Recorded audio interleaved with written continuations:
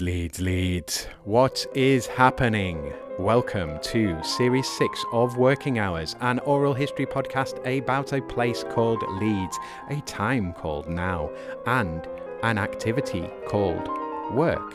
Working Hours aims to record 200 loiners, that's people from Leeds, over the first half of the most important decade in the history of the human species, and ask them about what they do all day and hear how they feel about it. My name is Simon, and this is all my fault. My mission here is to try to map out what my city, Leeds, a city that has declared a climate emergency, did during humanity's biggest emergency. On Working Hours, we hear how loiners have, are, and will be coping with our multiple and expanding crises during their day-to-day working hours. To tell this story, I need loiners like you, dear listener. I need people in Leeds or people from Leeds to come on this podcast and tell me about what they do all day and let me record how this decade affects us. Thank you for listening to this episode. What did you want to be when you grew up? A detective. Wow. Okay. Didn't expect that.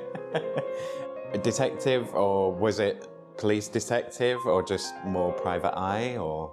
Well, I can only imagine that, this being under, I think it was probably between 10 and 12 years old, so it wasn't exactly a fully formed idea in terms of what kind of detective, but in terms of context for getting that sort of idea was probably because I was watching Starsky and Hutch and the like. So it's probably in the realm of those American detectives. Yeah. So in your imagined detective agency, so I'm thinking of like a trilby hat and a trench coat, and maybe a magnifying glass when I'm thinking detective there. Do you have a gun in your detective? Yes, absolutely. I think, and that's very interesting because in terms of actually visualizing the kind of detective I was going to be, I actually had visions of that car and actually having, those fire shots. And the reason why that dream didn't last long was because I was, I think, shrewd enough to realize that it was a bit dangerous. Yeah. And there's only so much hiding behind the doors that you can do. But that I guess was less of the French lieutenant type things, and it wasn't so much the trilby hat, even though it was all about eccentricity of character. Yes, there is this whole adrenaline thing, but I think it was more about being able to piece together, as detectives do, solve the mystery and finding clues. Absolutely. Yeah. So if you can get past that to that stage without all being on the police beat, then maybe that would have been an attractive proposition. But obviously you have to be trained in all the realms of combat first, and then, I dropped that idea, I suppose, at age 12 and a half.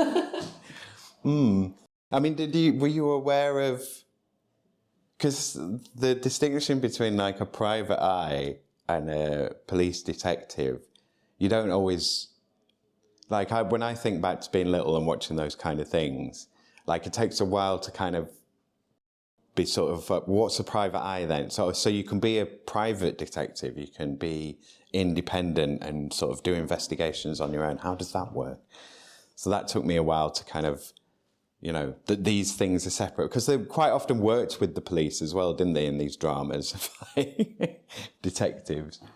Yeah, there's, to me anyway, in my mind, it's the realm of what's public versus what's private, and then what is officially legit versus what's seedy, and those are the stereotypes clearly based on the cultural products I was consuming, and I think that's probably where the distinction is. And in terms of being in the private eye, you have to be very low key.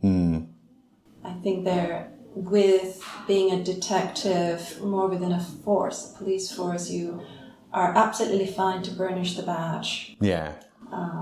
So that's how it works in my mind anyway, the distinction between the two. Yeah. Cool. That's definitely a unique one. You're listening to Series 6 and a special bonus episode of Working Hours with my guest Jin-Theng Craven. This is another in-person recording recorded at the Santander Work Cafe as per. Bit noisier in the background on this one. Recorded on the 3rd of October 2025. Hello, colleagues.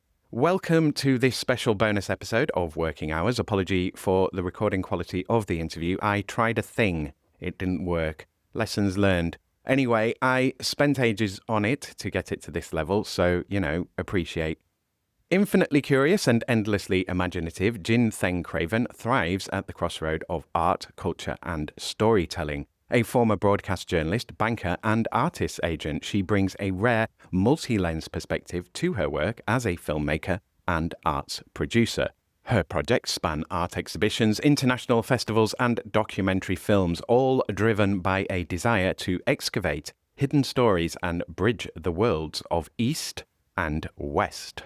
From co-producing Singapore Uncovered with Asia House in London to creating documentaries like Being and Becoming, Chua in 2013 and Ahmad Zakii Anwar, Edge of Obedience in 2017, Jin-Theng has built a body of work that celebrates bold vision and meaningful collaboration. Her latest venture, Bills and Beats, is a 360-degree initiative blending film, community, and financial literacy to empower young creatives. Whether leading ambitious projects or amplifying the visions of others, Jin-Theng brings precision, imagination, and a globally informed eye to every collaboration.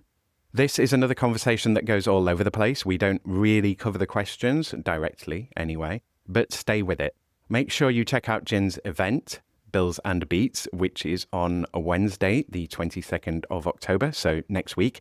And we talk a lot about this event in the interview. The details to attend are in the show notes, and there should still be tickets available. And you will also be able to hear all about it at the end of the episode, at least where to find tickets. Okay, let's do this special bonus episode of Working Hours with Jin-Theng Craven. So what are you doing for work now? Very much still documentary filmmaking, although having said that, because when I'm sort of exploring the impact side of what I do, I'm not really about the film festivals or necessarily getting the broadcast commissions unless there's a purpose. Mm-hmm. And so I'm actually on this an ecosystem of a project. It's still part within my production company, but it is definitely sizable enough. An initiative probably to hive off eventually as its own entity and cause and so on. And it's called Bills and Beats for the simple reason that I'm looking at financial literacy amongst young creatives. Creatives in the broadest sense, even though the film's just for sound logistical reasons and focusing on musicians, but really it is about anybody who's grafting as a freelancer in this gig economy, who has to experience the highs and lows of being in what I consider a parallel economy, the creative economy, that actually does not at all sit well with the manufacturing industrial style economy that obviously we are in rhythm with. So I guess I'm just very much in my own head, it's almost like my personal research project, personally, in terms of being able to answer the question. So does the starving artist stereotype have to prevail forever and a day? And my own answers are being formed as I go along right now. So I suppose I see three strands in this whole ecosystem called Bills and Beats. One is the film, so I'm doing a documentary series. It's open-ended, although again, just for being able to draw a line under certain things, I've got three to begin with. I'm just looking at three young individuals who want to make their music public. And we're exploring how that financial journey looks in the process. So there are the film production elements that I'm grappling with under Bills and Beats. at the same time, there is this notion of let's manifest. How should we say? It's physically present and visible. So as much as it takes a lot of trouble to present a live event, but I felt that it was a necessary plank to be able to engage the community, which is what I'm trying to do, and create that community so that actually, not just young creators, but actually anyone in this game who wants to understand the financial dimensions of our blessed world and society, they pretty much can engage, but in a different way, not just having someone, stand on a podium and articulate about, economic concepts and, and even though you do have money-saving expert types, but you really have to sit there and digest a lot of either text or a lot of audio. So I guess through the live events, it's not only being able to offer a creative networking space, because that is actually part of how you can improve your financial journey. When you network, when you not only make the right contacts for collaborations that could be fruitful, but also in terms of being able to speak to the right people who potentially could be your mentors in future, or just, the useful tips just for that 2 minutes that you speak with somebody. It's amazing how the light bulb moments can happen. And so it's about creating that open space, importantly a safe space, because I would come to this as almost like a mother hen, and making sure you get the right people in the right room with the right intent. So important. And because I also want to bring in friendly face of finance, as it were. So, making sure that when I have the financial professionals in the room, or, legal professionals, etc., these are not going to be sheer sharks. I will have young adults in the room. So there is an element of watching the space and making sure that for those, for instance, who are just coming out of either music college or graduating with some music degree, or from the acting community, but are inexperienced in terms of navigating this very complex field called the creative industries, that they not only feel safe, but they can actually, with a light touch, be able to feel guided. And in a comfortable way, so it's not, so for instance, this upcoming event that I have in October, I've had it as a Wednesday evening thing, so it's 22nd, which I know it's just before half term. But I wanted to make sure that the people who come to it also understand it's almost like a young professional mindset that you have to have, even though it is definitely friendly.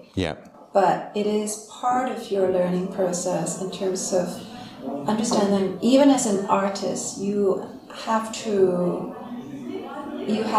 connect with others at a professional level, but at the same time understanding that this is your network that you have to also support. In other words, it's a two-way street.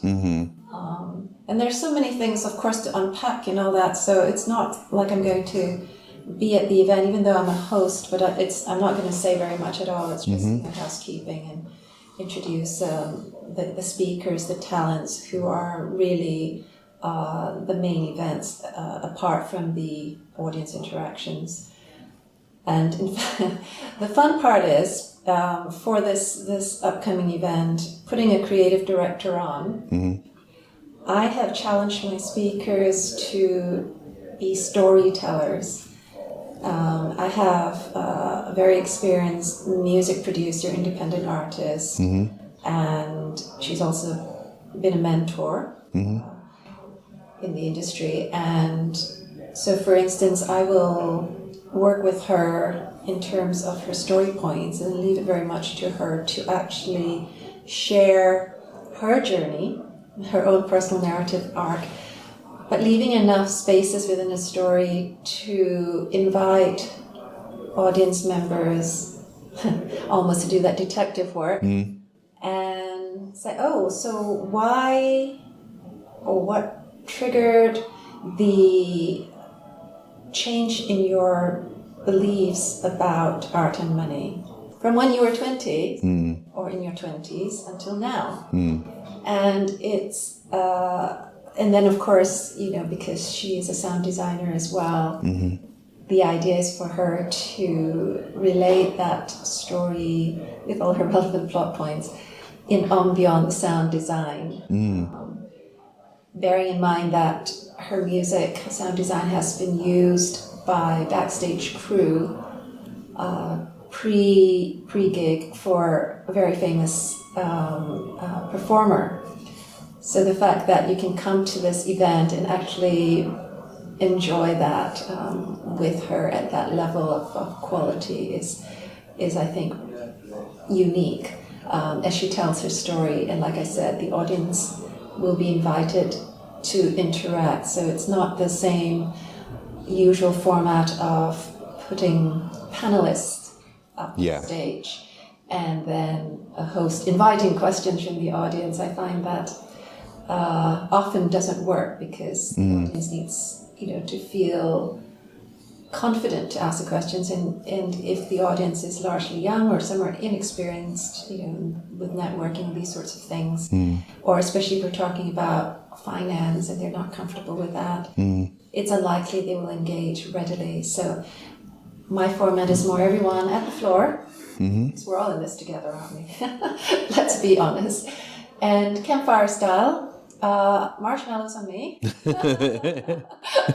For real, vegan ones included. And the idea is then, you know, we are there actually having conversations, much like we're having today, and actually touching on key points about, in a way, what you need to be aware of the tripwires, not only at industry level, but also at the personal finance level. And this is what I want to draw out, that actually your understanding of personal finance will affect your professional financial outcomes more than you realize. And even just be able to understand the basics of, or even get tricks of budgeting wisely and savings.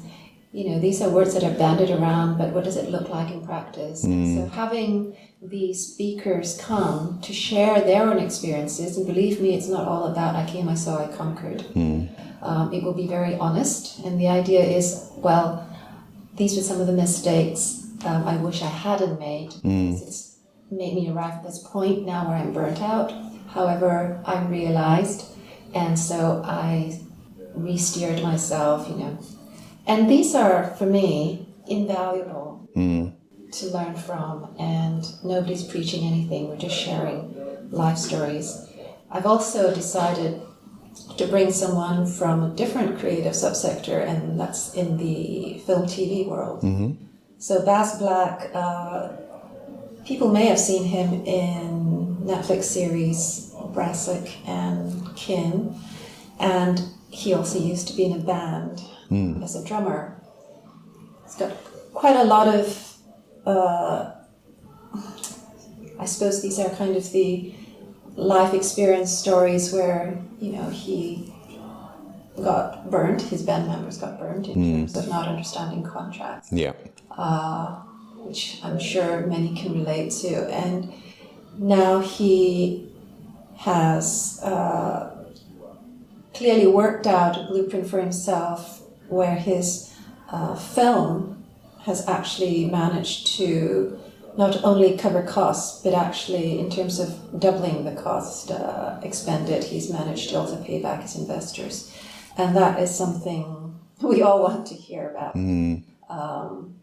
Obviously with the proviso that all our experiences and backgrounds are different, but I think there are key principles that I would like all of us at the event to reflect on. So the reflection part is very important. How does this potentially apply to me? Mm-hmm. What are the key takeaways here? Mm-hmm. And then after the main program of all this sharing and caring, we have there's quite a lot of time I've arranged with the venue where we can all just stay back and network and make new friends and, share a lot more. So in a previous event, people were standing around, whereas this time I'm going to actually create little sofa hubs and, with 3 speakers, because I also have a financial advisor who will also share his story, Chris, and reflect with both Baz and Linz, the other 2 speakers, about their own journeys. And I say reflect because Chris is not, well, I wouldn't want him to critique. It's more about, okay, let's think about how our mindset actually affects the way we approach our work. Mm-hmm. And is that actually fit for purpose for what we're trying to achieve? Because let's face it, a lot of us end up with burnout. Mm. And we all are thrown catchphrases like hustle. Mm. I find that actually invariably sometimes damaging. Mm. Someone came up in an article with an alternative to that, so I'm sitting with that. It's sustainable intensity. However you want to phrase it, the idea is there must be an acknowledgement or an understanding that this is the potential journey you are going to embark on if you go down this particular creative career path. Mm-hmm. And the realism has to be there. Mm-hmm. And let nobody sell you any snake oil solutions. You just have to arm yourself with information that you can convert into knowledge. Mm. But then obviously, put your critical thinking hat on and say, okay, so how's my situation different from somebody else's? How can I tweak this and tweak that? So these kinds of outcomes are longer term, but it's got to start somewhere. Mm-hmm. And I'm just providing that space through my event.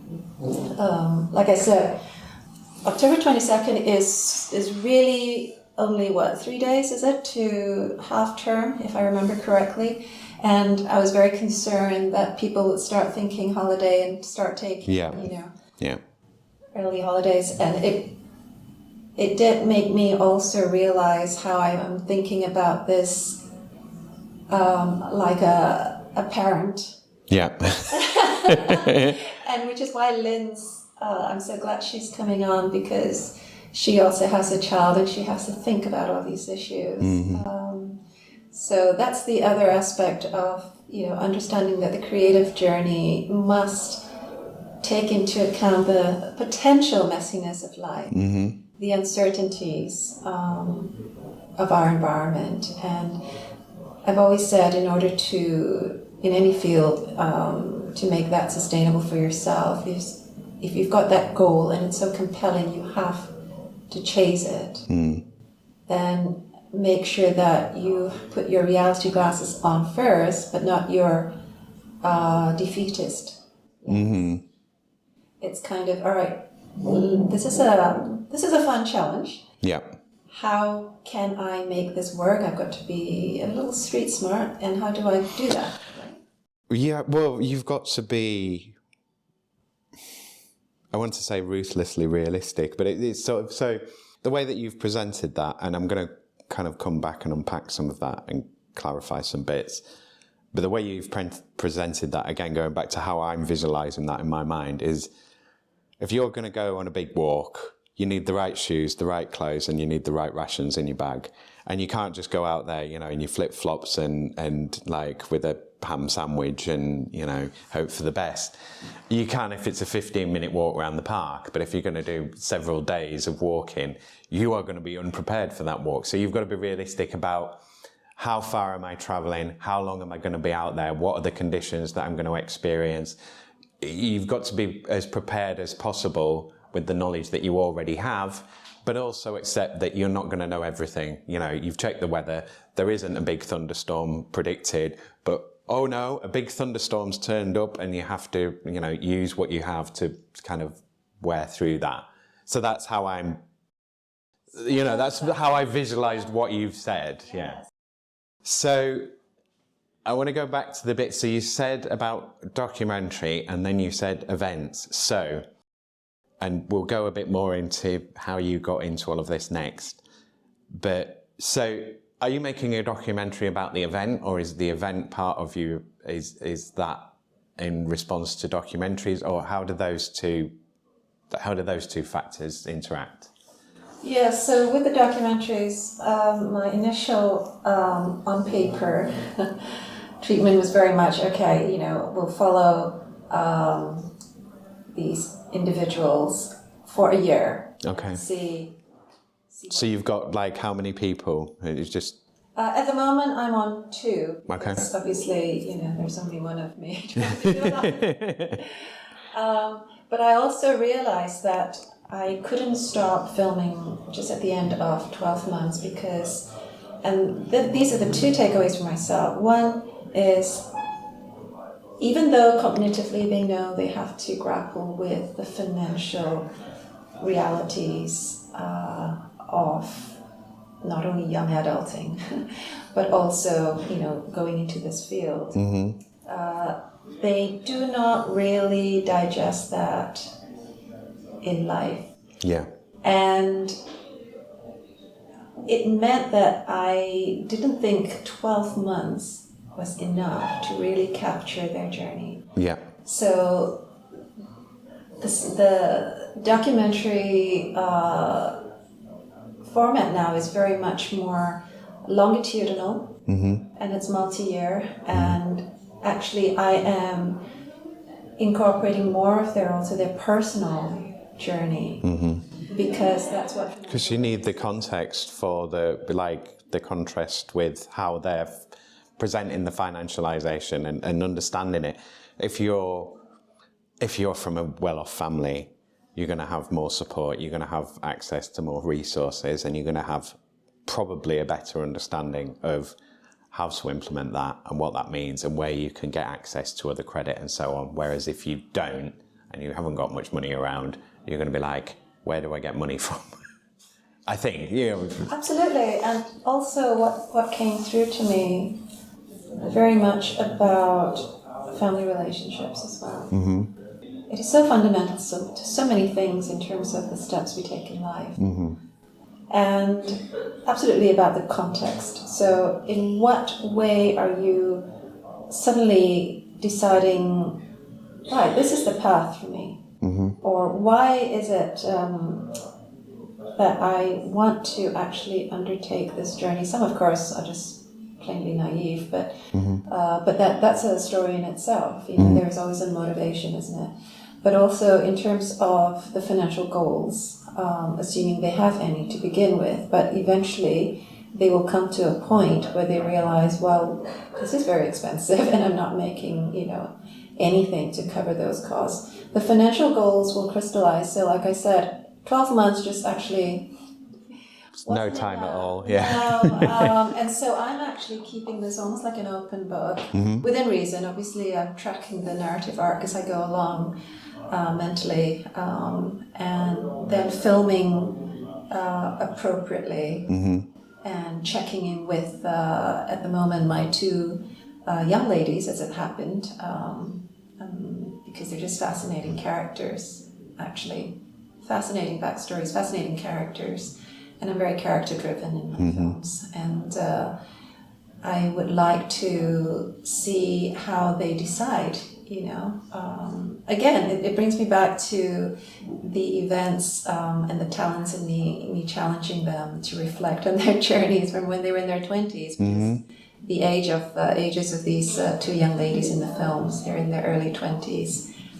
How does your decision, one way or another, at this point in your life, impact all that's to come later on? So it's ongoing with the filming, and then I have filmed some event elements as well, because like in the first event, I did a short film extract screening for one of the film participants, just almost to try and hinge a theme or a topic, to show that these events are not just done vacuously, as it were.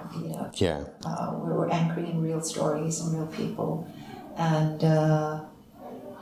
the film content, I realize, could also incorporate what happens in the events, because this is part of actually my world. Well, and it's context setting as well, isn't it? So your documentary process is trying to build out and show the context of the people that you're following, and then for the events you need to set that context of like what you're discussing within the events, I assume.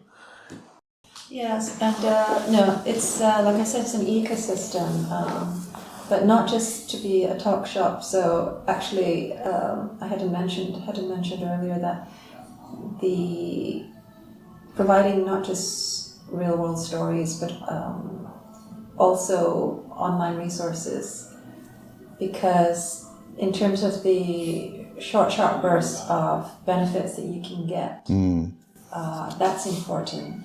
Because now that it's taken me on a multi-year journey with my films, yielding any kind of benefit straight up is going to be of a longer time horizon. But I just feel that this issue, financial literacy amongst young creatives, needing to really, really be embedded for sustainable careers, I hope, anyway. But just generally life. I just want to make sure that we get on with, I suppose, the educational side early on. So I managed to... well, it's also the business side, isn't it, really? It's because education's, to a degree, is making you ready for work, but also it's not at all, because it doesn't discuss really the business side. I mean, even at a degree level, you're learning to be critical of the economy and how the economy works, but you're not looking at profit and loss and how a business actually works, and how, where are you getting your income from, how steady is that revenue stream, how reliable is it, how renewable is it, how long will it last, or you've gotten a certain amount of money, how do you then break that down into a budget? You're still learning how to do projects and do research. You're not learning how to fund that yourself, even though you're paying, more and more people are, they're paying for their own degree. Well, their parents are paying for their degrees, but you're not, maybe if that whole, you're paying for your degree was part of the process that you got marked on and you've had to fund it yourself, that would teach you more business skills. This is a random thing I've gone off on, sorry. But yeah, it's the business side, isn't it, really, that because the art side is something that you're always going to develop, because you're going to be working on your art. But you can work on your art more if you can pay for it or sustain yourself while you're producing it, and then make money off it, or make money around it even. Yeah, absolutely. When I started off doing this project, I initially wanted to do a documentary series on creative entrepreneurship. Only to realize in the course of research that actually the knowledge about finance was so basic that I just had to pare it all down, literally, and to the personal finance side. And even before you can become successful as in, I suppose, being able to grow as a business, successful entrepreneur.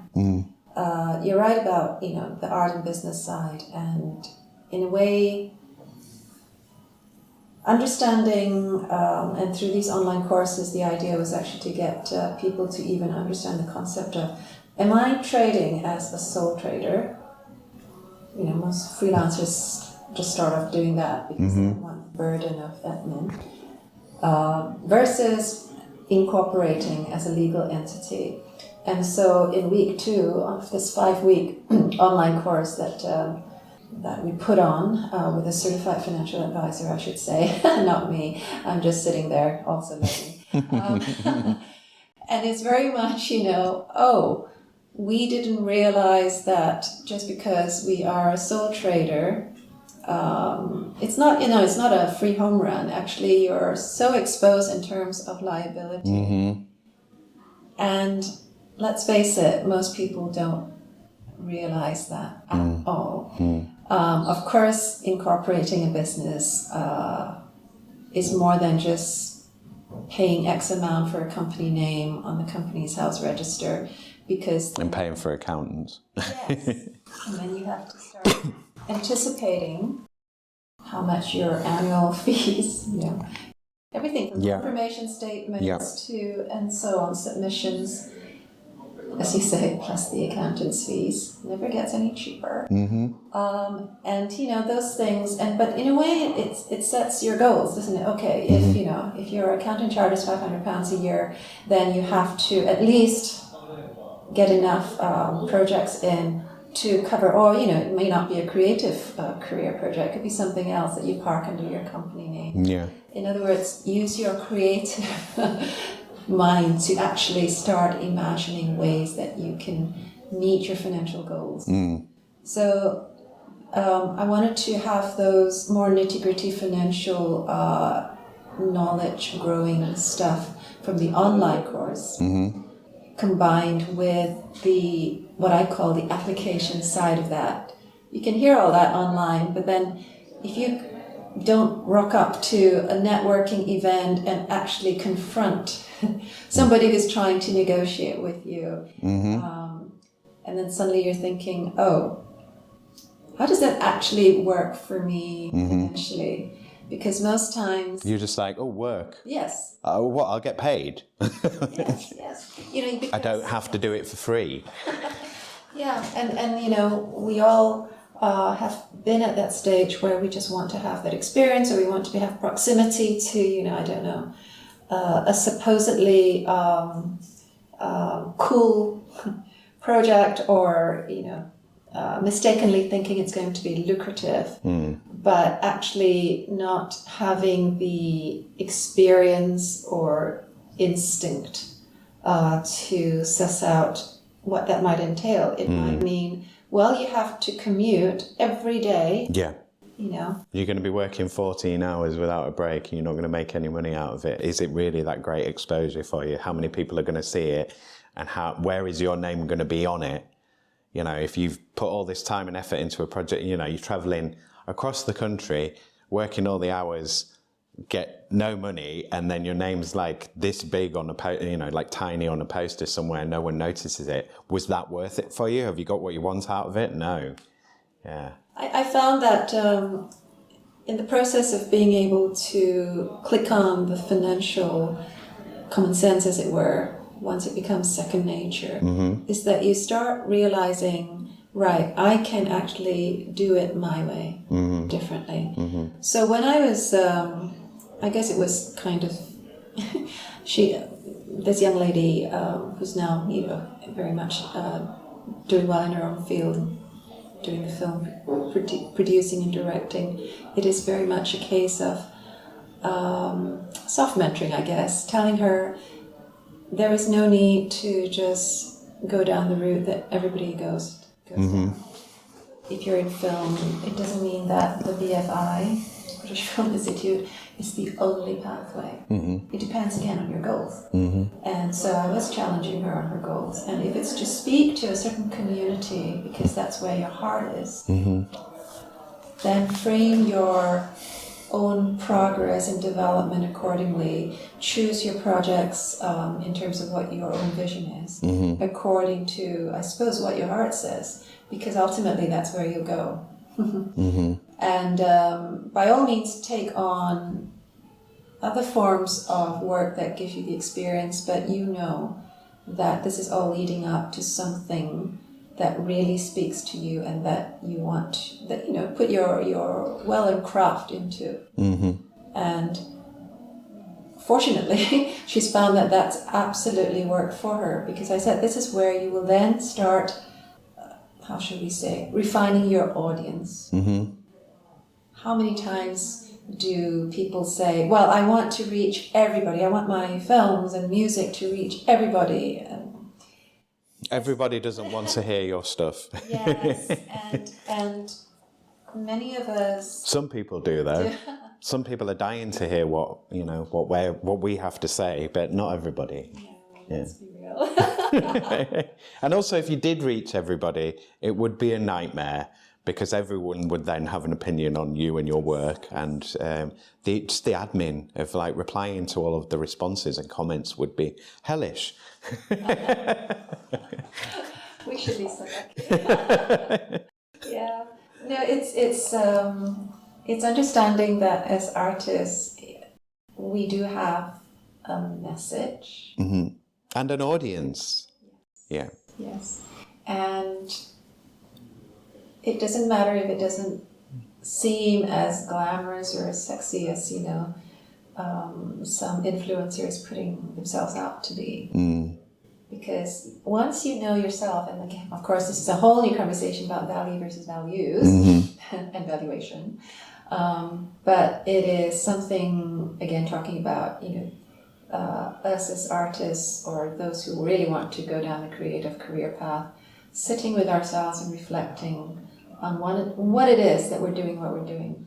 So I think there's a lot in this that we can spend a lot of time on, and I think that there's a lot that you want to talk about around this as well, because it's quite a complicated thing, really, isn't it? It's not that you're just doing a documentary about some people and putting on some meetings and it's around that and it's good promotion for you and what you're trying to do. Like there's a whole mission in here. So what I'm going to do the how did you get into it question. So we'll go into your experiences and sort of coming up to this point and your journey into work and doing this work. And then we'll come back to this. I'm happy for us to answer ask any of the normal questions as you wish, but I'm also happy to just spend the whole time on this and sort of discussing the event and the piece of work. So as you feel, but first of all, I'm going to ask you, how did you get into this work? So how did you get into it? You mean documentary filmmaking? Well, you can take it from the documentary filmmaking up to this point, piece of work, or you can go start where you want to start. But yeah, so I think it'd probably be best to start with how did you get into the documentary filmmaking and then having your own business, because that's kind of in line with what you're trying to do as well. And it's kind of part of this question is because when people do work advice and like careers advice and mentoring and coaching to a degree is a little bit like this.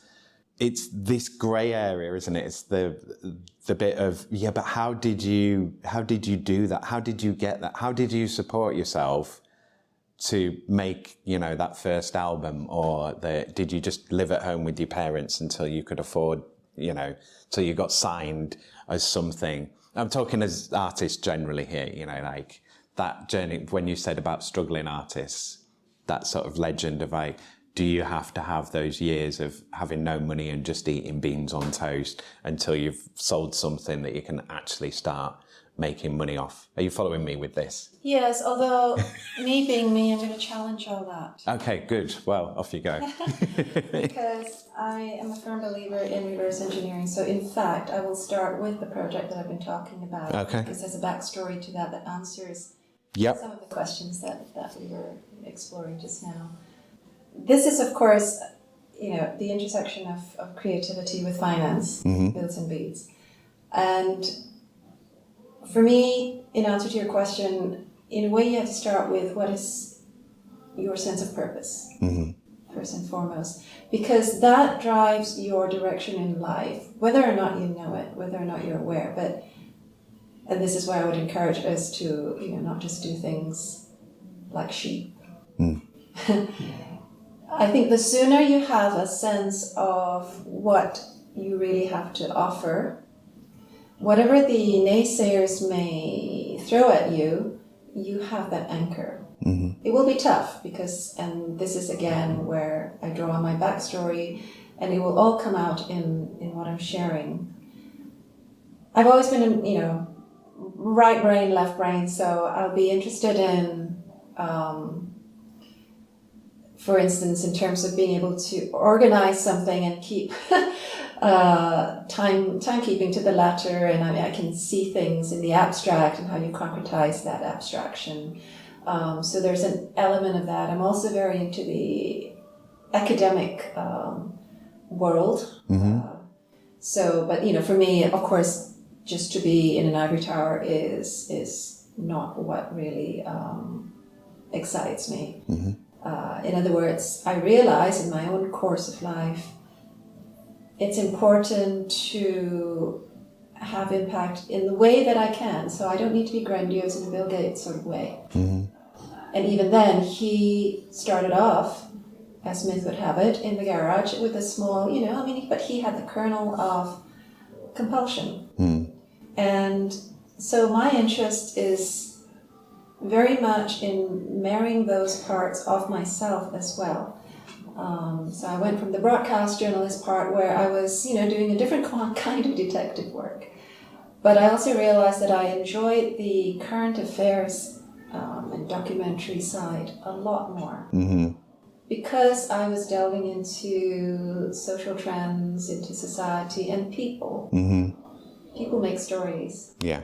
And they're richer stories, aren't they, than something that's a bit more like to do really good fictional narratives. That it's kind of high art, because to say something meaningful, and draw all of that out and have all of that, and that's practice and like some people have got that skill straight away, but that's really.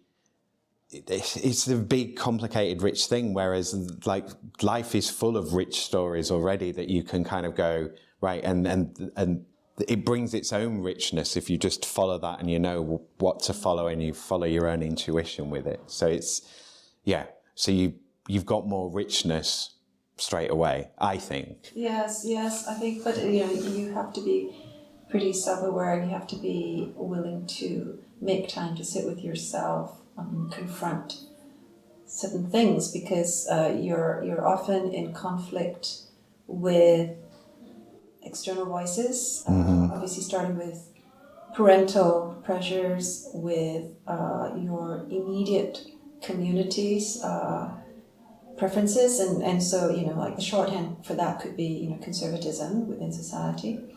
One common refrain that pops up both in my life as well as those whom I've interviewed.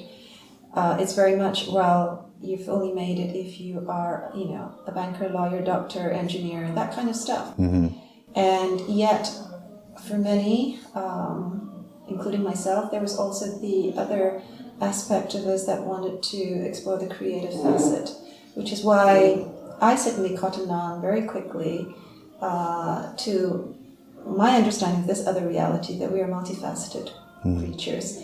And it is extremely a disservice when everything from the top-down level, government to your parents, trying to actually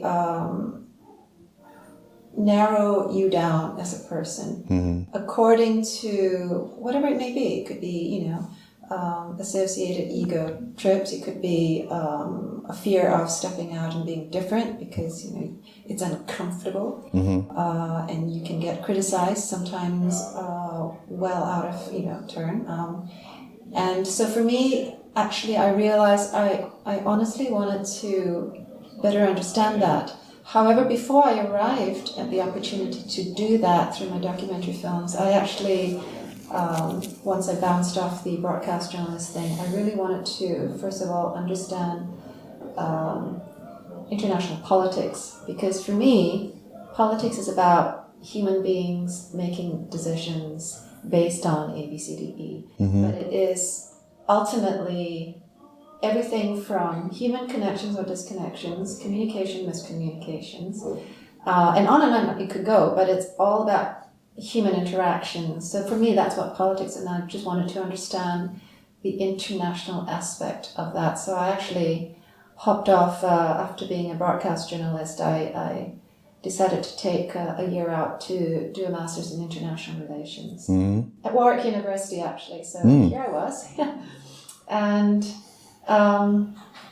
as fate would have it, I actually met the husband-to-be. So my 9 months has turned out to be interminably longer. Okay. See, so always be prepared for the, unexpected. Yes, and be willing to adapt, because that does take your professional and therefore financial journeys in quite a different path. And I thought, well, first things first, let's see if I can, survive in London. So I actually went into finance. Everyone's like, oh, what? But I managed to, I was really fortunate to be able to spend 6 years, I think, 7 years in the city of London. I still remember to this day walking first day to my job thinking, wow. Were you in Canary Wharf? No, Canary Wharf wasn't quite as developed. It was actually under development at the time. So what, were you in the Square Mile? Or where were you? I was, so there were 2 banks that I worked for, and one was Moortown and then Finsbury Square, and then latterly in St. Martin's-le-Grand, okay. St. Paul's Cathedral. Mm-hmm. Leaving that was quite a cold turkey thing, but I knew that I couldn't just sit there and discuss any more profit points. Although, always want to look for a silver lining. When you have to think about products to sell to your, this third party financial institution, whatever, you have to be very creative. Mm-hmm. And of course, just like in parallel with the arts, you have to first of all know your technical stuff. Mm-hmm. And then once you do, in other words, once you understand the financial mechanics, then of course it's how you format it in a way that is attractive, that people actually want to buy into. Mm-hmm. And that was my personal takeaway, that actually finance isn't all bad, it's the attitudes around it, it's the people. I decided to hop off to find my tribe, shall we say. Mm-hmm. And but with all those skills and the inside track of actually understanding what banks not only are looking for, because they are also selling products, they just happen to be money and other derivatives, but we won't go there. And also it's about actually knowing what you want. I just decided I need to go and now explore the creative dimension of myself. Mm-hmm. But that was, again, met, like I said, about the external side. Oh, so why have you done that? And oh, you're going into the arts, What was your experience in finance like? I mean, was it straightforward? Were you fairly... Because it's a very competitive field, and it's a very masculine field as well. So was it... I mean, the legend, going back to how people imagine things again, like I've talked about this before, like the amount of times people have done the modern story is before you become Walden and go off and live in the woods is like you have to go and work in the city for 5 years and then be overwhelmed by it. And it's like, it's too much for me. And now I didn't want that life. But you had to go into that life to afford the now living in the woods off grid. And I'm like, no to that. I think I want to live wild in the city. Do you know what I mean? I want to regenerate here. I don't want to go off into the countryside because I like living in the city. There's stuff to do here. I like nature as well, but also cold and wet and painful and boring and hard. But that's my sort of take on that side. So what was did you enjoy it, or were you like good and bad, or were you like, I hated it the whole time, but I learned so much and I found it really interesting? What was your kind of experience of it? I realized there were different facets within the financial world. Did it burn you out, or were you kind of like, you just got bored with it? The burnout probably came from the challenging, turnaround times. Yeah. Deadlines are tough. Yeah. And also the travel, because I would... You got to do lots of running around, haven't you? Were you client facing? Did you have to do lots of... Yeah, so you lots of meeting and greeting and turning up and being there just all the time for them in the hope of and kind of closing those sales? Well, there's a lot more as well, the research. So I remember having to go to China, actually, and meeting all the state banks and law firms. And, I mean, these were high-level meetings, but very important. So as a kind of due diligence. So I had to do all that, and I realized I enjoyed it because it was the macroeconomic stuff that I enjoyed. Yeah. And also you were doing something that's meaningful, like there's no way that you're not, when you're working at something at that level, it's not just a few rich people making money, it's millions of people, that you're affecting in terms of discussions that you're having, I'm assuming, because the kind of finance that you're delivering isn't just, like a really high profile individual who's making a bit of money off an investment. It's a whole bunch of people and who are all working off the finance, I'm guessing. Yeah, well, there were different. I was very fortunate to actually have a range of projects and accounts because it went from that kind of level to I also did actually deal with high net worth individuals, which gives you a different understanding of what products work for certain people. And it was so useful. And actually I enjoyed very much having those relationships. It's almost like private banking going well. Yeah. And they were like friends. And when I left one of the banks, I got some fantastic, it was not just the high net worth individuals, but also there was a hospital that was financed, it was kind of design and build. And so I understood the infrastructure stuff also from those sorts of project financing. But then I was fortunate enough to be exposed to project financing at syndicated loan levels. And what that means is many banks come together. Yeah. And I have, again, been at both ends as someone who buys into somebody else's, who's originating that loan, but and then just basically reviewing the, I suppose, creditworthiness of that. But I've also been tasked before to originate something. So I had to create the loan facility and then invite other parties to join in and put some money in. So what I remember most vividly was being exposed to aviation finance, which I absolutely loved, and ironically seemed to be the only one, despite being very young, within that bank to actually have any understanding or to be able to grasp the concept. And I guess it's because I can get abstract concepts easily.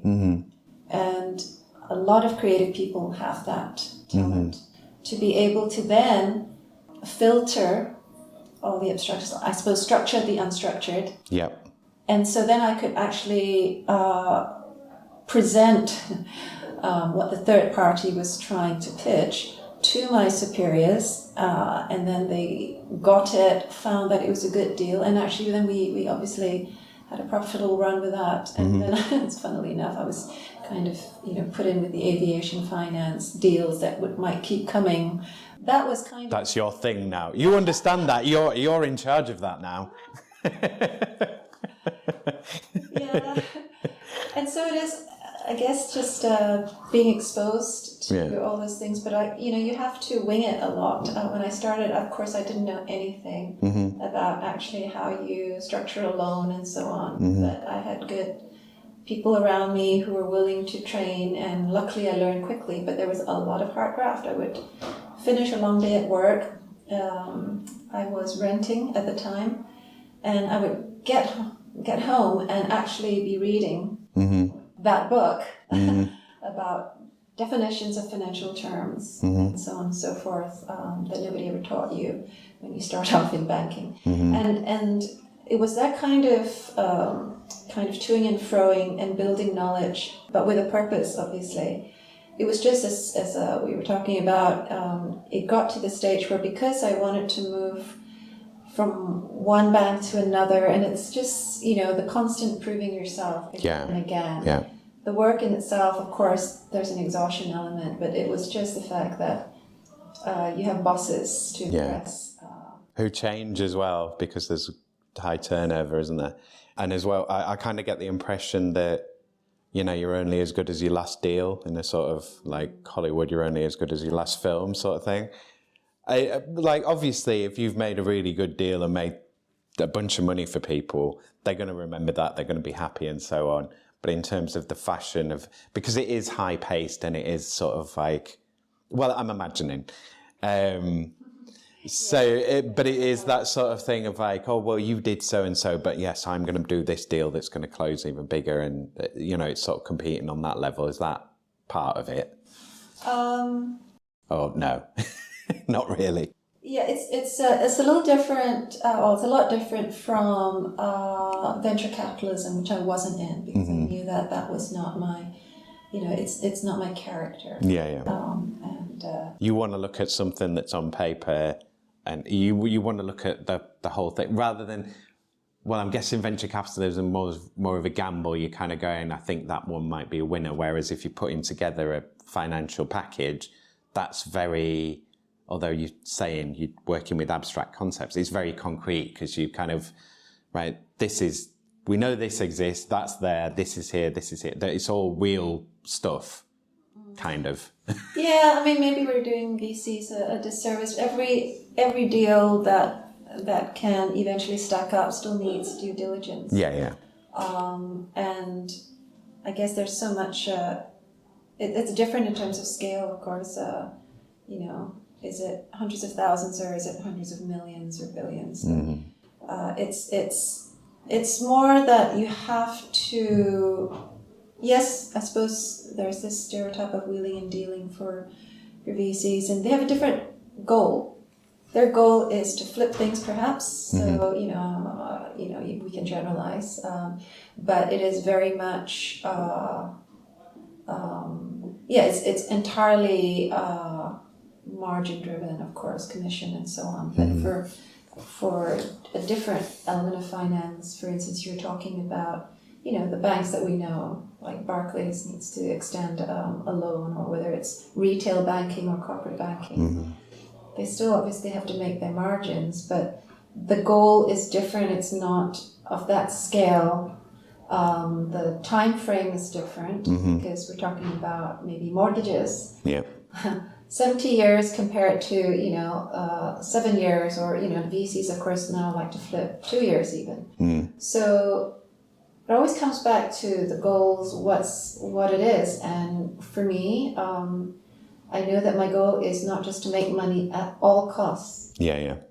And that's very important because when we talk about how we define success, and that's important especially for creatives who are thinking we have to be, Hollywood level, it doesn't matter. You can make all that money, just like Al Pacino and others, and lose just as quickly. We talk about, sports stars. Yeah. And that's why, for me, the financial literacy is so important. It's kind of, everything has a purpose, that you make the most of your life journey and your experiences. And I've reflected on my own journeys. It's very multi-storied, from broadcast journalist to doing the international relations stuff, going into finance, but then also thinking, okay, well, let's do an art exhibition for some artists in Southeast Asia because they need a voice and visibility, and I can help you because I've got the platform here, and that kind of morphs into but then in the UK, just people don't have the cultural hooks to really appreciate your art because it's very different. What is that motif about? We don't get it. Culturally different. And so this understanding of actually bridging cultures became very important to me. And the arts festivals, I was lucky to find a partner with Asia House, and we were able to deliver actually successful multi-strand arts festivals, because that starts building out the context in which Southeast Asian artists create. And that is so important, because why do we all want to sound like the next K-pop group? Why do we all want to sound like the next, rapper from the Bronx, or whatever it is? Yeah. It always comes back to, who are you? What really do you want to give? Yeah. And It can be as small as you wish it to be, but it can grow. Or it can be as ambitious, but you know that it's a long game. And so you chart your course strategically, but allowing, of course, for all those detours. But eye on the ball, eye on the ball. And so the strategic part does come in very much as a creative. It doesn't mean, that's why, I want to debunk the myth of this whole romantic notion of, oh, well, artists never make any money. I mean, it's hard, obviously, because the biorhythms of the artists don't necessarily work very well with the economy or the economic rhythms that we're in currently. And time is everything, so it's completely different. As artists, time is of the essence. To let ideas percolate, to develop the craft, the imagination, to be inspired. Of course, the nature of the beast in today's economy and a lot of other fields, it's all about turn around, flip quickly. They're selling ease, even Spotify, right? Oh, I don't want to take forever to get that song up. So when we talk about, the journey of the artist and how we can actually fit in to today's world of work, some of these hard truths have to be reckoned with, and I know some people have obviously tried to change the system. I think it's time to understand what the system is and work within and modify it. But I think to have an overhaul, we're going to come back to the same crash and burn, unfortunately. Well, I think as well, even if you want to smash the system apart, like if you want to be one of these artists who I want to change everything and do everything, you have to understand it first. You can't just be like, I don't want to listen to it. I don't care. It doesn't matter. No, it's all made up nonsense anyway. I'm just going to do what I want. It's like, well, but if you understand the thing and you want to change it, that's one way to do it. And I think it's a better way to do it is to have some understanding, because then you know what bits work for. It's what bits work for you, and how can you use. Again, it's back to that. It's a resources question. It's like, what are the things that I have around me that I need to get to where I want to go, and that I can use, and how do I use them, and what. I'll use coats as an example, but what kind of coat you want to wear on that journey. If it's a big thick one that's heavily waterproof because you're going to be covered in rain a lot, or you want something that's a bit thinner, that's breathable, and you don't, overheat, depending on the conditions. It's a weird example, I know.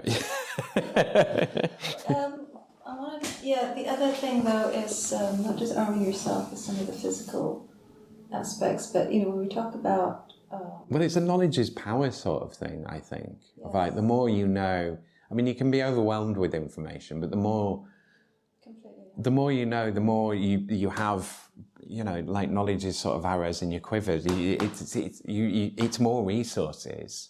Then comes the other part, you see, communication. So the language part is very, very important, and today, as we look at, we say future work, but for me, it's already upon us, isn't it? But the communication, how we communicate, and if we don't have those tools, I've represented artists where they really, really did not want to stand up there and talk about their art. They said, well, my art... It speaks for itself. Yes. So there is that, but also maybe because there is just too much to express. Some things are not easily captured in words. So fair point, but it's how you communicate vision, because if you are an artist like those I represented, who could not then really share what their vision for, that installation is going to be, then you're not going to get the funding so easily, are you? Unless you actually have a very good, gallerist who looks out for you. Someone championing you. Gets you, understands you, teases things out of you, puts you in the right interaction with another artist, prompts some reaction, and then the piece of work comes out. So, but it's also your job to sell your product. I mean, like, so as an artist, if you're creating something, ultimately, you're going to have to sell it, whether that's to funders or whether that's to an end buyer. And within business, you know, okay, you can, if you're a factory, you can hire a bunch of salespeople and have a sales team and so on, and you can kind of do that as an artist. But ultimately, as the producer of the thing, if you want to make money from it, you're responsible for selling it. And I understand that artists want to do that. You know, my work speaks for myself. And quite often people are in artistic things because they don't want to speak to a lot of people and, you know, have difficulty with that. But it is kind of, if you want to make money out of this, you have to sell it. Like, I think there is that responsibility there for the individual. There's lots of ways of achieving that, but ultimately, it's your thing. You want to make money off it. You have to flog it, I think. yes, I might change the language a bit, but I agree. And actually what you were saying, it's your responsibility. So many of the visual artists I worked with, they would regard their paintings as their children. So maybe we'll dwell on that analogy. So, you know, it's your responsibility to actually nurture your child and feed it, and you want it to go to a good home or to a good life. And if that's what you want it to succeed in the world, you want it to get on, and if that's what it takes to reframe your attitude towards talking about money, in order to make yourself, you know, sustainable, your craft sustainable, so be it. Right. That's why I like flipping things, like, you know, challenging you to say, well, it's not I came, I saw, I conquered. It's more about actually, for many of us, as we go through so-called work, and I don't like to use the word work, I have to tell you. I just do whatever I enjoy doing. It's not work as in, you know, Larry and you're going into the factories. It's more about choosing what seems aligned with what I think are my strengths. If there are weaknesses, obviously I have to pay for services, but it's also about what aligns with what feels right at that point in time. It's a compulsion. If you can be guided by that and understand why it is, then you have that motivation to push through, because resilience in any field of work to get to wherever you want to get to is so important, but nobody really tells you how that looks like. It's because you're kind of formulating as you go along. And sometimes you need to be on that journey, it's true, and actually come up with solutions. I'm quite solutions-minded. And so I remember one of your questions was about, you know, the universal basic income. I just feel that if you have UBI, it is not going to solve everything, because, and again, asking about goals, actually, what is the problem you're trying to solve? Because everybody's got a different set of problems, every group's got a different set of problems, and you have to be more discerning. Money in itself as an amount and as an entity is not the thing. People, mistake it. It's a unit of measure. Yes, but importantly, it's not even just about value. I'm talking about, you can be a trust fund baby, get tons of money, but if you don't have the wisdom and the tools like financial literacy, but also life experience to know how to deal with that amount of money, that's going to be squandered pretty quickly. So the whole UBI thing that you were interested in, I just find also it's going to set itself up for a fall if those hard questions are not confronted. And, you know, I know there are people saying, oh, well, you can't call it universal if you're only dealing, for care leavers and so on, like in Wales.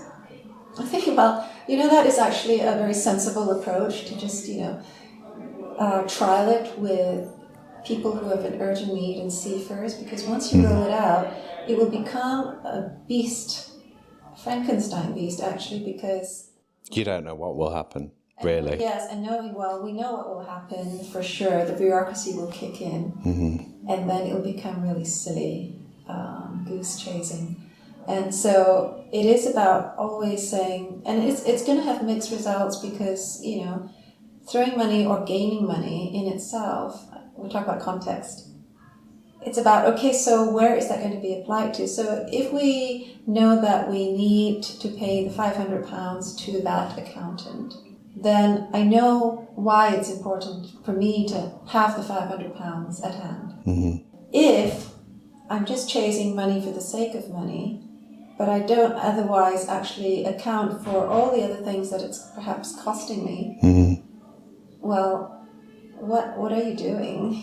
So the sustainability question, and we're not talking about ecosystems in the natural world, but in terms of how you keep yourself going is so important on a holistic basis, and I find that increasingly hard in this day and age. My sympathies to those who are coming after us, as it were, because of technology. And for the last 10 years, I've worried about a tech elite coming into play. Pity it's already now, unfortunately, embedded, because it's no different from the oil barons in the US of old. You get and corner the real estate. Everything's real estate. Technology, all your bandwidth, everything. It's code word, real estate. And of course, people from Spotify, streamers, Apple, and so on, they understand that. Mm-hmm. And it's challenging for the man and woman on the street, even if you're not a creative. But if you're someone who gets a regular income, at least it might allay some of the uncertainties. Mm-hmm. But if you're in increasingly, I see so many freelancers now.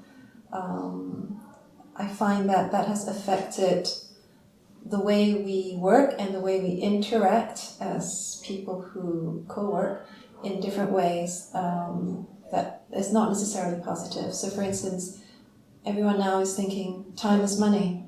Mm-hmm. You're a freelancer, you're thinking time is money. But then that affects negatively the way you nurture relationships, because it's on the clock. Or, I'm going to charge you for that next piece of service I'm providing. What if it's not a great piece of service? I am lucky enough to have experienced a client-first approach from others, in a less, it was always intense, but now technology has made everybody, I think, have different expectations. Oh, we've got to turn this around now. Oh, and this and that. And Well, I'm free as well. Free is a big part of I expect you to do all of that work for free. Why? Because other people would do that work for free, and so therefore you have to compete in the market of doing free work.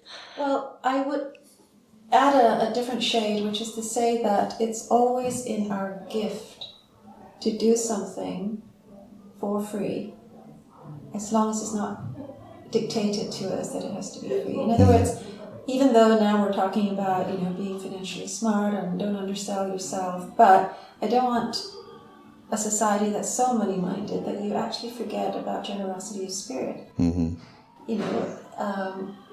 For me, it's so important to be able to spend time with people and actually help them along their journey. Well, and also part of the reason you want money. Wow, we're going really. We haven't got enough time for this, have we?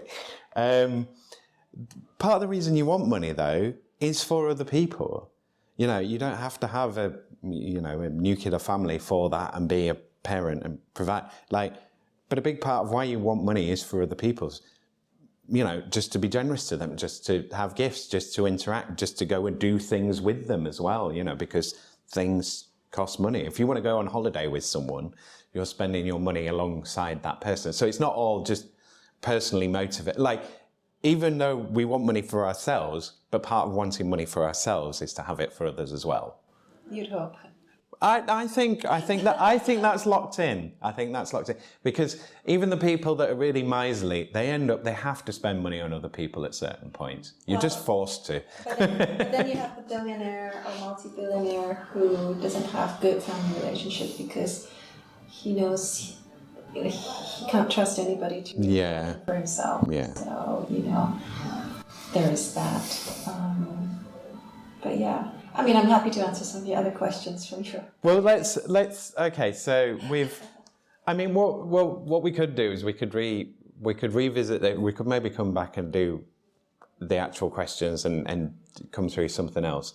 But let's try and wrap this up in some way. So let's get back to Bills and Beats. So is it open for everybody to attend? Yes. Absolutely. Okay.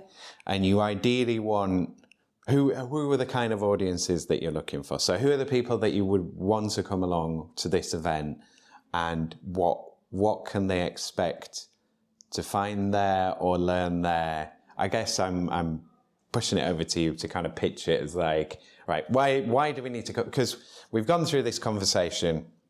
Some people will follow this, but I think a lot of people will kind of be like, what are they on about? So I guess this is the point that maybe this is the bit we could clip for social content. So what's the pitch? Who should come? What's it about, and who should come? I mean, we've kind of discussed some of what it's about. We've talked around it, but in terms of the hard details, so what kind of artists should come, and what kind of business people should come, and what can they expect when they get there, I guess? Or you can reframe that question in a way that's more suitable. Yeah, well, in terms of the live event, Bills and Beats is very much a creative networking. Mm-hmm. So is it something that they're going to join and ideally continue engaging with and kind of move along with, or is it more come along, find something out, and then engage with online content? I'll explain. Right. So it's more than just mere creative networking, because there are many of these out there. The additional element is what's unique, which is it's also creative networking plus interactive learning. And when I say that, it's much like I described in terms of having the storytellers or the speakers who are established in industry. Yeah. And have experience to share. And the audience can have direct conversations with these talents who normally would not be accessible otherwise. Yeah. And so it is the interactive learning part coupled on with the creative networking that is fundamental. It's kind of locked together. Yeah. And so the event provides a lot of networking top end. So, like the first half hour, 6 to 6:30, and then actually between 6:30 till about 8, that's when we have the main program with each speaker having the actually one-on-one with the audiences, and they take turns. That's hour and a half or so. And then actually the remaining time, again, it's for the networking, picking up from what they might have learned really along the way. And the idea is to keep going with that. It won't just be, only lead-centric, because already I've been having conversations with very keen prospective partners who want to take it to their part of the world, the region, because they understand that this is a program almost that can be delivered over a period of time. And I'm trying to build resource on the website. So this is billsandbeats.com, where actually hopefully there can be an archive of content eventually. And the online course has been well received, so I'm going to discuss with Chris, the financial advisor, to see how we can deliver that more. So we're in the feedback form stage as well. It's about building on that. So these are the 3 planks, the online resources about finance per se. You see the live events for the meet and greet, but also learn, importantly. And then, of course, the films where it's more for reflection, discussion points when I have screenings in future. And this is the whole vision, is that this has been a long tail across anywhere that wants to take this. Yeah. And so it's about looking for partners and people who come for this event. If they're obviously in the music and film or acting world, obviously very welcome. Although I want to try and, as it were, target the under 30s. I was going to say, are you pitching at a certain demographic audience? Are you... Those who are just about, leaving music college or acting school or graduating third-year university students, and where they now are going to have skin in the game. They, earning money is very much, it's something at stake. So they've got stakes in it, and I always believe that the sooner you get that knowledge, the better. With the understanding that it is not one size fits all, so you have to, work it out for yourself, but also it's a long game. You have to start investing in yourself now, because this is like, it is, as you were saying earlier, investing in your knowledge, investing in your craft, both go hand in hand. I'm just being the matchmaker. I'm bridging that gap between sectors that normally don't meet, the finance sector and legal sector, and the creatives and the multitude creative industries. And then the language part I'm trying to bridge by providing, with my creative director hat on, providing a format that allows you to converse with one another in a non-jargonistic way, but you will still get it. Yeah. And then if you want to connect subsequently with a financial advisor, feel free. I'm not precious. And so that's I don't know, I don't want to use the word innovative, but it's a very... it's needed. Yes. Yeah. It's a gap that you've identified and that you want to, close. But the community needs to invest themselves in this community. Well, that's it. You can't. They have to do it themselves, but you're there to facilitate and show the guidance. Is this regionally focused? Is it just Leeds based at the moment? Is it sort of global, global and local? Like, how are you? Who's it for in terms of? So that's the sort of age demographic in terms of the geography. Everyone, or are you keeping it local and you build out from there? For logistical reasons, people who attend live events tend to be regional. Yeah.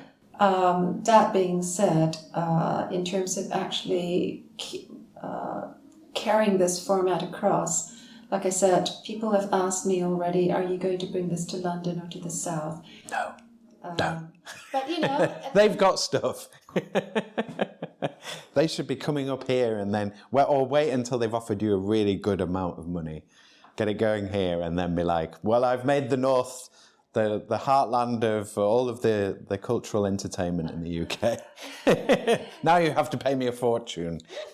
Yeah, well, of course, ultimately it's about making sure that as many people benefit from actually starting their financial literacy journey sooner rather than later, and which is why I also have the online stuff, because we've had people who are definitely out of town who've attended because they came across the listing on Eventbrite, and I'm thinking, whew, listings do work just about. Yeah, but you'll find that you'll probably get people travelling from all over, because it's something sorely needed, and people talk about it a lot. Like I've talked to a lot of artists on this, and and they've made money, and I've talked to people who work with artists who are like, yeah, I'm trying to promote the artists because they're not really good at promoting themselves and so on. And some people are really good at it, some people are okay at it, and some people don't want anything to do with it. But everyone's interested. Like, even the people that are like, I don't want any of that, they want to know how it's done. Because if they're like, if I could make it make sense for myself and I knew how to, because we know that if we knew, it would help. Do you know what I mean? Like, we know instinctively that if I knew this stuff, that would really help me. But it seems kind of hard and boring and inaccessible and difficult and confusing and so on. Whereas you're going, it can be difficult and hard and complex, but also there is straightforward stuff that is understandable, and also it's easy to understand something when you can actually relate it back to your life. So if I can relate this back to your life in a way that you're like, oh, okay, yeah, right, I get, okay, so I've got this in this column here doing that, and then if I bring something else in, then I can do X, Y, and Z, and then I can build from there. And I think that's the vital... that's the vital area that you've identified that need and kind of come into. And, we're all up for a bit of fun, aren't we? So, it's just got to be that spirit. It doesn't have to be tedious, boring, and fuddy-duddy. Yeah. And you're trying to, and it's not, it's not like an art gallery opening where everyone comes and looks at a few things and has some drinks and then you have a chat. It's like, there are things going on. It's kind of an event, but it's not just an event where people turn up and you have a mixer. There's a point to it. It's a product. It's a whole product with a purpose, with a journey through it, where you get something out of it and other people get something out of it, and it's meeting together. It's thought out, it's thought through, and it delivers an end product. And I should add that just to give it sort of more legs, I've actually invited a young artist, just finished from A-levels, to come and showcase. It's just a mini exhibition of her portraits. And then she'll be there in situ to actually also draw a fun little, portraits of guests who are there. Yeah. But it's my way of immersing her in the potential real world without making it so formal. But she's going to start having to sell her wares at some point. And this is a safe space, I always say. And it's an experience where everyone can enjoy, because you're just going to do little doodles, but it'll be I'm sure it's going to be on a Bills and Beats card.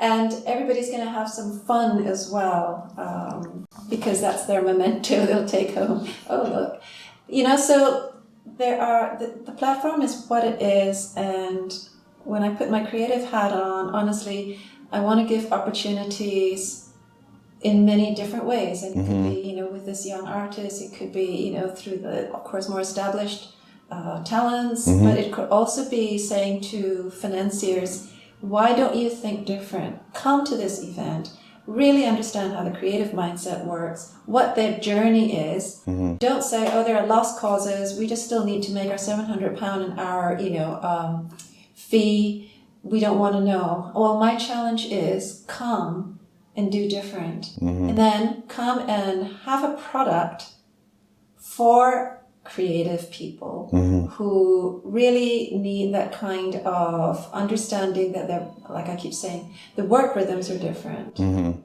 biorhythms are different because, you really need to be in a space to go away and think and gestate. You're picking up trends, vibes, and the talent is not to be underestimated, because then the artist filters and comes out in something that is so profound. How many great films have we seen that we've seen like, oh, whoa, and the messaging was just beautifully wrapped, and we went away richer for it because we actually understood, had some insight about life. Yeah, well, the pieces of art that really resonate with you change your life. Yeah. And like you can't put a figure on that, really. So although I'm targeting obviously the young creative or wannabe creative careerist, I actually I'm kind of throwing down the gauntlet to the business person who can bring some experience to bear, because we all need friends in the right places. And obviously people who are in the finance sector, they may be in insurance, and it might be a useful conversation with someone who's starting out on a podcast journey and say, right, have you thought about this? Or even for a filmmaker, they don't necessarily understand about public liability. And I couldn't film at the British Museum for a client unless I took out insurance for such and such a level, which I did. And so I got to film there. But if you don't understand all that and even happen to budget for that, you are already tripping yourself up. So yeah, these are things. But I do want to challenge people from other areas, even in education. I've had university lecturers that are very interested because they can see something they would like to work with Bills and Beats on. Yeah. I see the potential. So how do people come along? How do people get tickets, turn up? Like, where do they find out more? give us your socials and give us all of the I'll put all of this in the show notes as well. But yeah, where do people find you? So Instagram at Bills and Beats, BILLSANDBEATS. Also the website billsandbeats.com, and Eventbrite listing. If you just type in Bills and Beats and Leeds, you should get the listing up for both the event as well as the online course. Cool. But Simon, I'm seeing you there on October 22nd. Yes, I will come along. Yeah. Excellent. Yeah, and this will be out before then. Oh, brilliant. So, let's wrap it up there. Thank you again to Jin-Theng for being my guest. Thanks, as always, to all my guests, and thank you to you, Leeds, for being my subject. Do go and check out Bills and Beats. You can find them on Instagram, instagram.com/Bills and Beats, all one word. You can also find Jin-Theng on Instagram, instagram.com/Jin, JIN_Theng.